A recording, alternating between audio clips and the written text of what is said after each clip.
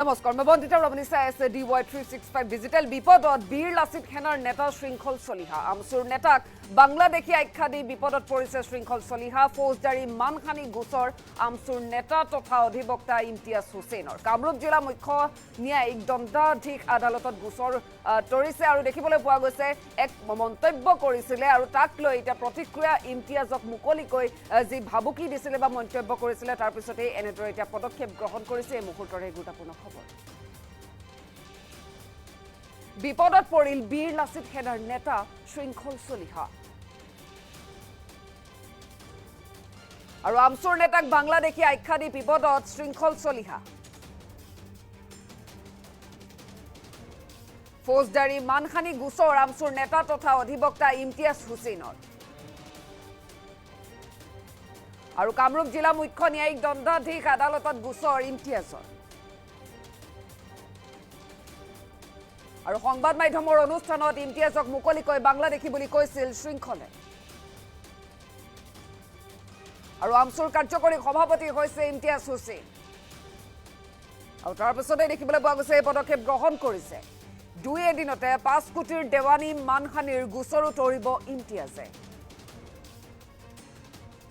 আৰু বিপদত পৰিছে এতিয়া বীৰ লাচিত সেনাৰ নেতা শৃংখল চলিহা য'ত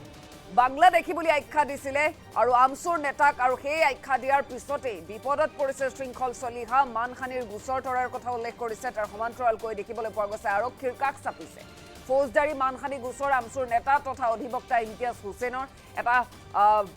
সংবাদ মাধ্যমৰ জৰিয়তে আচলতে এই কথা উল্লেখ কৰিছিলে বাংলাদেশী আখ্যা দিছিলে এনেধৰণৰ গোচৰ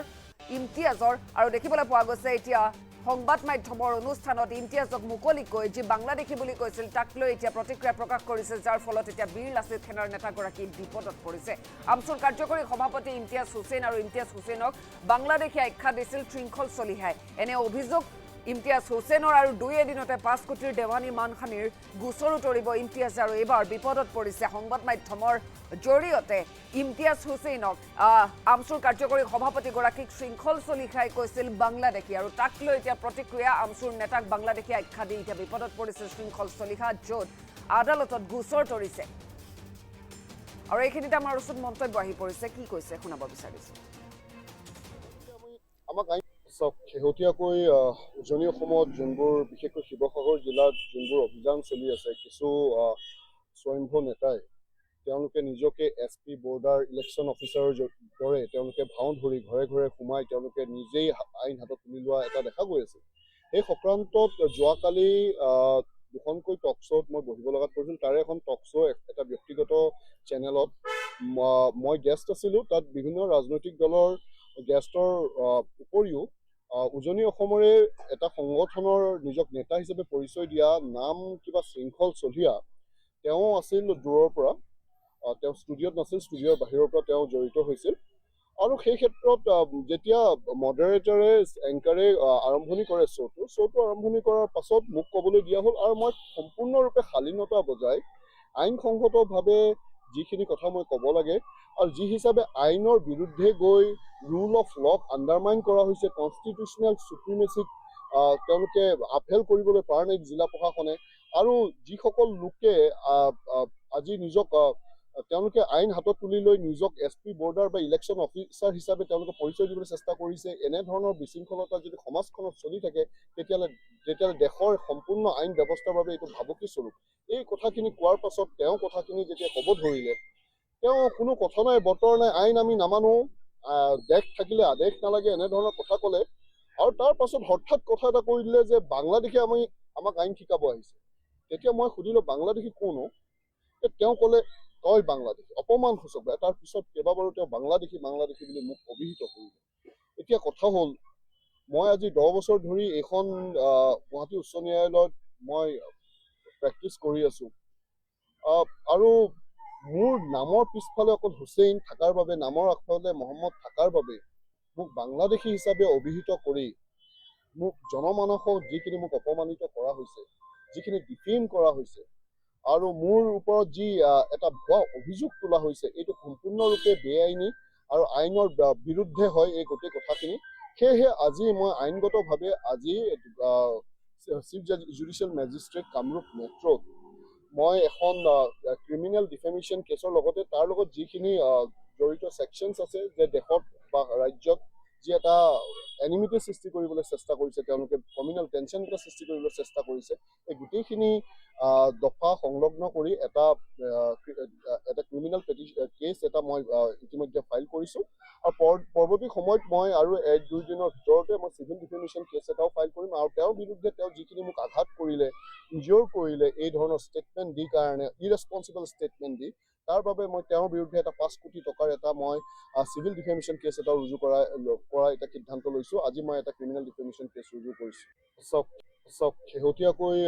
উজনি অসমত যোনবোৰ বিশেষকৈ শিৱসাগৰ জিলাত যোনবোৰ অভিযান চলি আছে, কিছু স্বয়ম্ভু নেতাই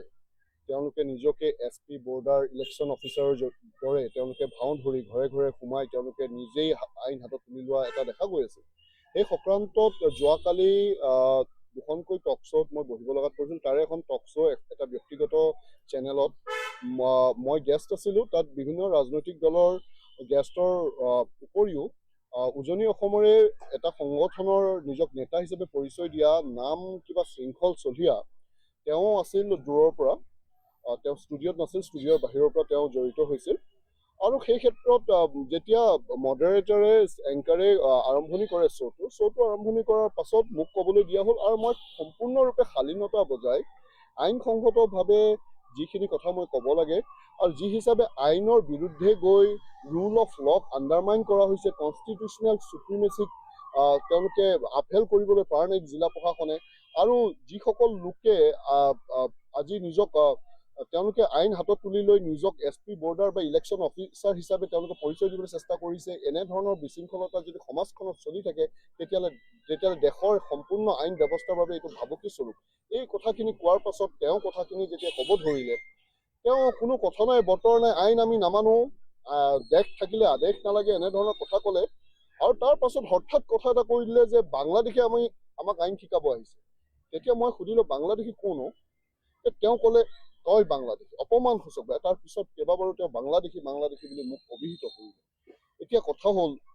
মই আজি 10 বছৰ ধৰি এইখন গুৱাহাটী উচ্চ ন্যায়ালয়ত মই প্ৰেক্টিচ কৰি আছোঁ, আৰু মোৰ নামৰ পিছফালে অকল হুছেইন থকাৰ বাবে, নামৰ আগফালে মহম্মদ থকাৰ বাবে মোক বাংলাদেশী হিচাপে অভিহিত কৰি মোক জনমানসক যিখিনি মোক অপমানিত কৰা হৈছে,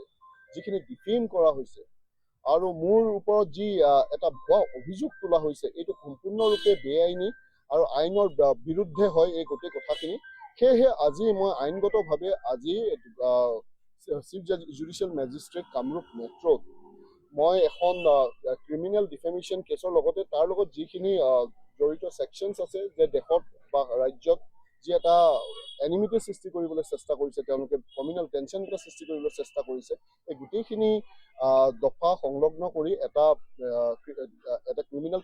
কেছ এটা মই ইতিমধ্যে ফাইল কৰিছোঁ। আৰু পৰৱৰ্তী সময়ত মই আৰু 1-2 দিনৰ ভিতৰতে মই চিভিল ডিফেমেশ্যন কেছ এটাও ফাইল কৰিম। আৰু তেওঁৰ বিৰুদ্ধে তেওঁ যিখিনি মোক আঘাত কৰিলে, ইনজিয়ৰ কৰিলে, এই ধৰণৰ ষ্টেটমেণ্ট দি কাৰণে ইৰেছপনচিবল ষ্টেটমেণ্ট দি, তাৰ বাবে মই তেওঁৰ বিৰুদ্ধে এটা 5 কোটি টকাৰ এটা মই চিভিল ডিফেমেশ্যন কেছ এটা ৰুজু কৰা এটা সিদ্ধান্ত লৈছোঁ। আজি মই এটা ক্ৰিমিনেল ডিফেমেশ্যন